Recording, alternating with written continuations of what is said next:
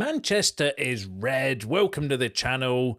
How are we all feeling after last night's last-minute win, and a deserved win, I thought, as well, against Manchester City? My personal jinx is finally lifted. So I've been away for the weekend with my family, doing just one time we could all kind of meet together and have some meal and stuff like that as well. So I've been away. That's why there's not been any videos over the last few days. But normally, so I missed the game live. I was listening to it on the radio because I was driving last night, but the last couple of times when that's happened and it's been a Manchester derby, it's been on the games where we've been absolutely destroyed by them. So I was not feeling very optimistic at all yesterday because of my personal jinx when it comes to the derby.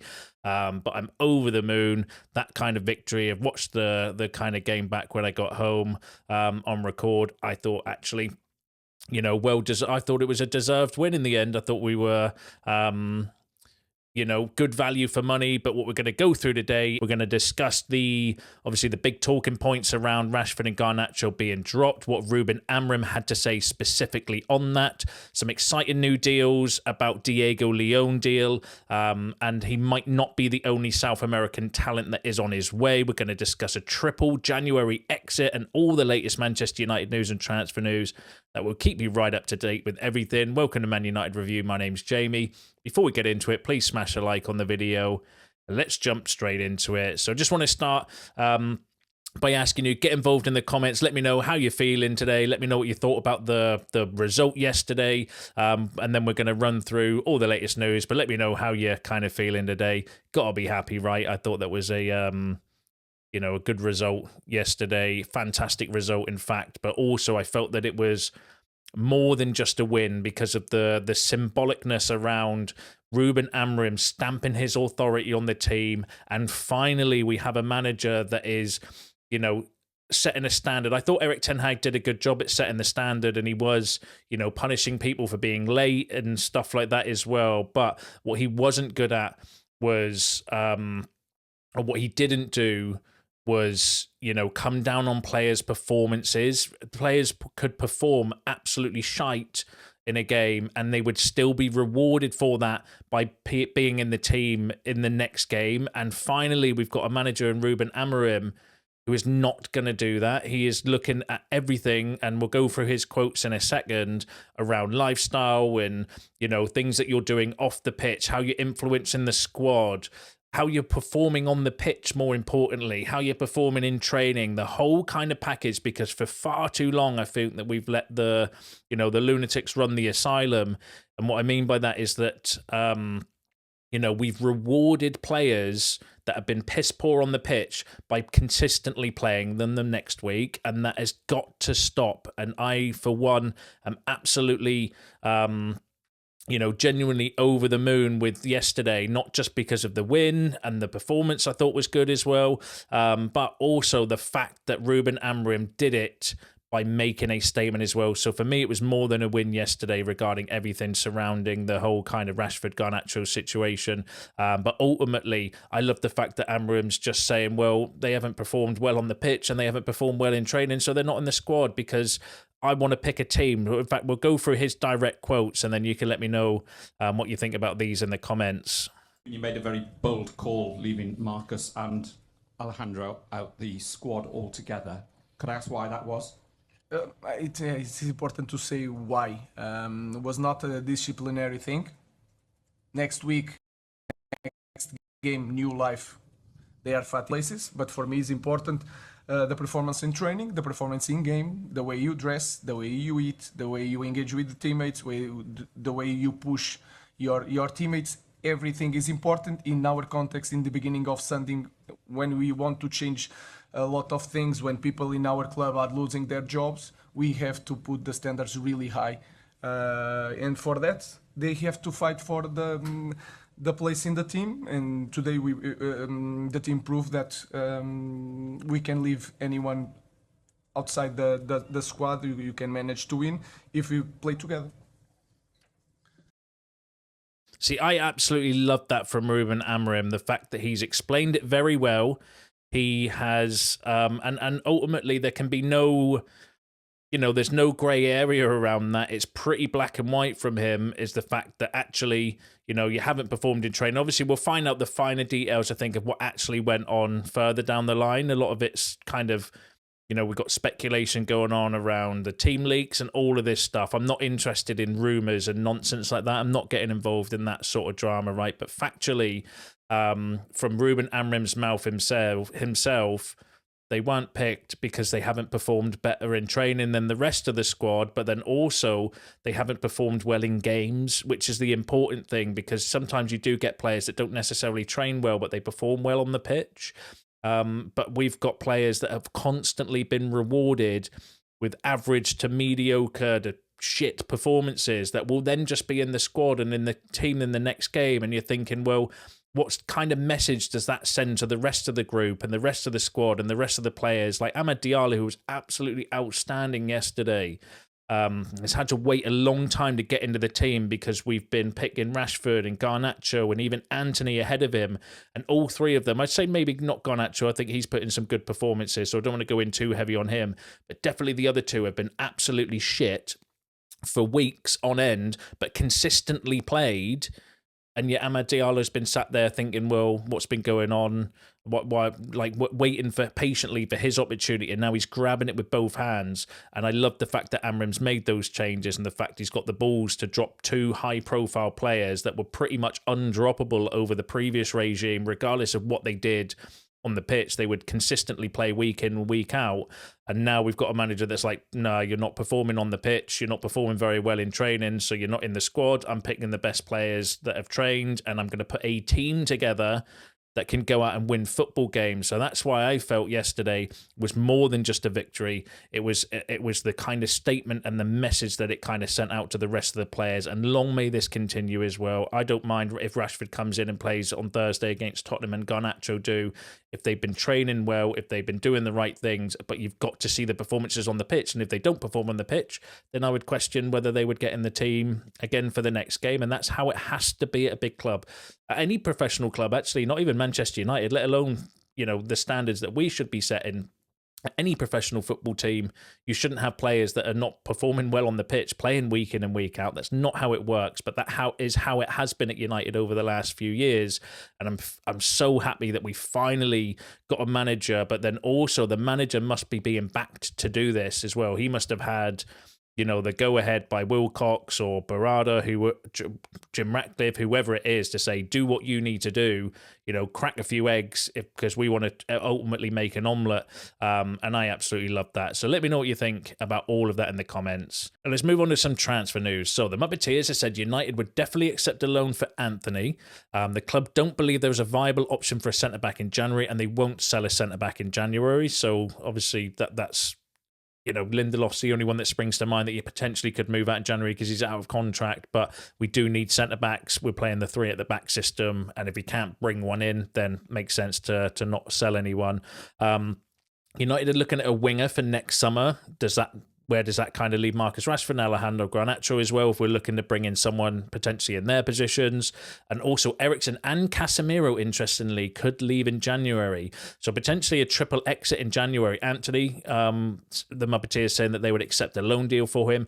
Eriksen we knew about anyway. Casemiro would be an interesting one. Obviously, you'd need to find a buyer, and I don't think there's that much interest out there in Casemiro apart from the Saudi Pro League, but then there have been reports about Wilcox and Barada trying to build up some kind of relationship with the Saudi Pro League, so that could be one to keep an eye on.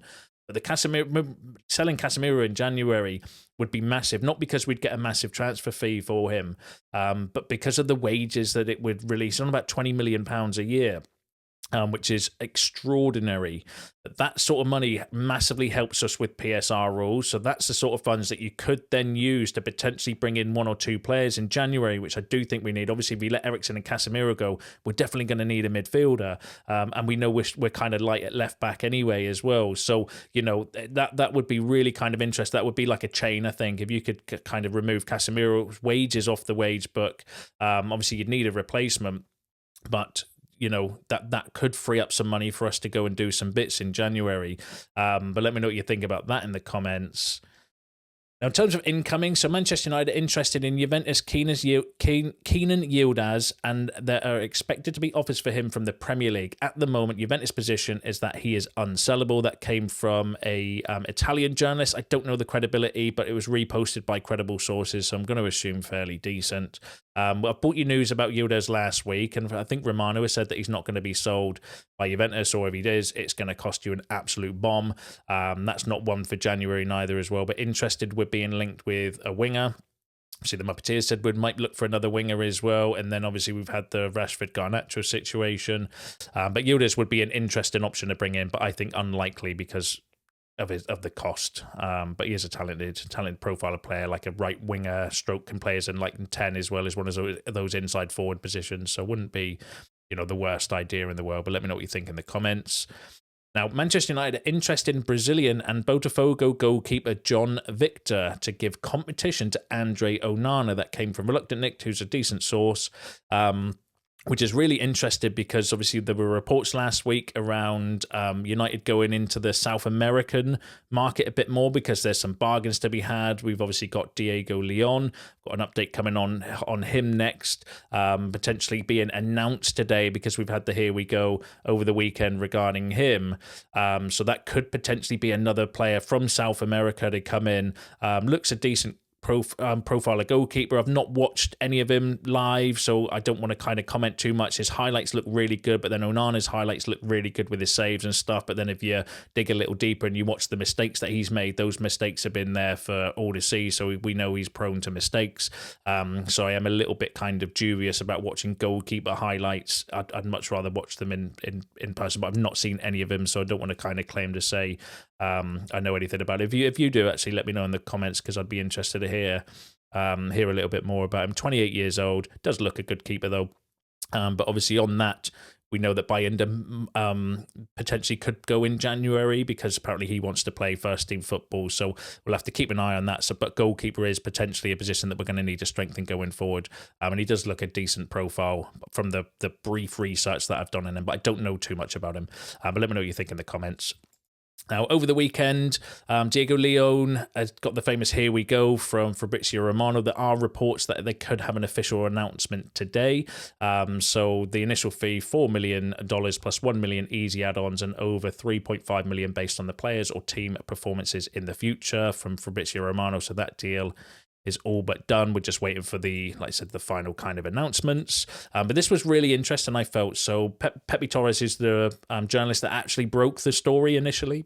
South American journalist, saying that Manchester United's pursuit of Diego Leon all started in September when United scouts went to Paraguay, not only going to games, but also going to training session and meeting with Leon's entourage. So that's interesting that they were kind of, heavily invested in going for this particular player. But then also another South American journalist has claimed that Manchester United's negotiations for Diego Leon were carried out in secret for almost 6 months. They were delayed by contractual issues. Now that's really important because I know a lot of you in the comments have been saying in previous videos that Ineos are doing things in secret and all the kind of transfer rumours that we're getting might not necessarily be true, although I do think there is some truth in it as well because it's impossible nowadays to keep everything to yourself with the amount of social media and the amount of journalists and reporters and transfer kind of gurus and stuff that are involved in agencies and players and stuff like that as well. So you will get leaks, I think, for certain players, maybe more high profile ones, but really important, I felt, for me, because that's just kind of showing that United are working hard behind the scenes on scouting and profiling players, but importantly, getting the deals done. 6 months, apparently, we've been working on that deal. So there could be a few more in the pipeline. Is he going to be the last unknown hidden gem with the right kind of profile? I don't think so. I think Ineos and Christopher Vivell, Jason Wilcox, people like that are doing bits behind the scenes. They're just not being as kind of like, we're not as exposed to the media as I can't think of a better phrase, like when it's not being widely dragged out in the media anyway as well. So United are doing, like Sekou Kone was one that came out of the blue as well. Obviously Leon, another one. So they are doing bits behind the scene, which is encouraging in my opinion. Let me know what you think about that in the comments. Manchester United and Liverpool were interested in Brighton forward João Pedro. That came from another South American kind of outlet. I don't know the credibility, but they've got like 2.3 million ex-followers or something like that. So I'm going to assume they're fairly decent. That would be a really interesting profile of player. I like him, actually. I think he would fit into the team and the squad and the play style and the system really, really well. But Graham Bailey said that Brighton would demand close to £100 million for João Pedro. They have no plans to let him leave in the near future. And I kind of agree with that. Graham Bailey's like a hit and miss journalist sometimes, but that's probably accurate. Brighton are not going to sell any of their players on the cheap, so that's an expensive deal that I think is going to be a little bit out of our price range, unfortunately. And then one of the priority positions that we know going forward is going to be the left back. So Manchester United are in direct contact with Girona to discuss the signing of left back Miguel Gutierrez, who wants to leave. Team Talk can reveal. As we previously reported, the Spanish club knows that the fullback wants to leave, and now from the first contacts with Manchester United, they have made it clear that they will not oppose a sale. Now, that came from Team Talk, who I would normally say take with a pinch of salt because they are a rumour stroke gossip outlet. However, Rudy Galletti, the reporter that kind of did that, is a little bit more credible, although I would say still take it with a pinch of salt. But Gutierrez is one of the left backs that's kind of heavily linked with us. I would say Atnori, Gutierrez, Davis, Alvaro Fernandez, got an update on him in a second, and Kirkes are probably the 5 more heavily linked left backs by more credible kind of outlets than Rudy Galletti. So he is a player of interest, but one to keep an eye on. And then Alvaro just mentioned that Manchester United sent representatives to watch Alvaro Fernandez against Bologna on Wednesday. He's probably going to be the cheapest of the left-back options because we've got the buyback clause on him. Apparently, he put in a man-of-the-match performance as well, which will not go, obviously against him. So that's still one that's a name that was still kind of linked with potentially bringing him back. But let me know what you think about that in the comments, and let me know what you think about all the other topics discussed in today's video, because that's you all up to date with the latest Manchester United news and transfer news. Don't forget to smash a like on the video on your way out and subscribe to the channel if you are new. See you in the next one.